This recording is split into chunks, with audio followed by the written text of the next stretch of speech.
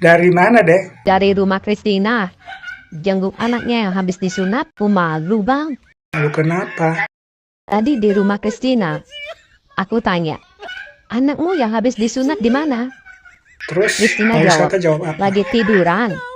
Aku pun langsung masuk ke kamarnya.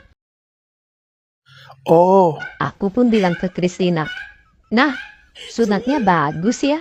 Rapi, bentuknya juga bagus. Dan satu lagi, nah, ukurannya kok besar ya untuk anak seumuran dia.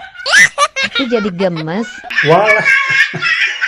Kacau. Christina tanya aku, emang aku lihat anaknya di mana?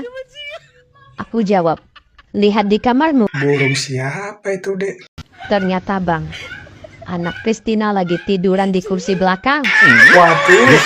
Burung siapa itu, Dek? Suaminya Christina. Burung nama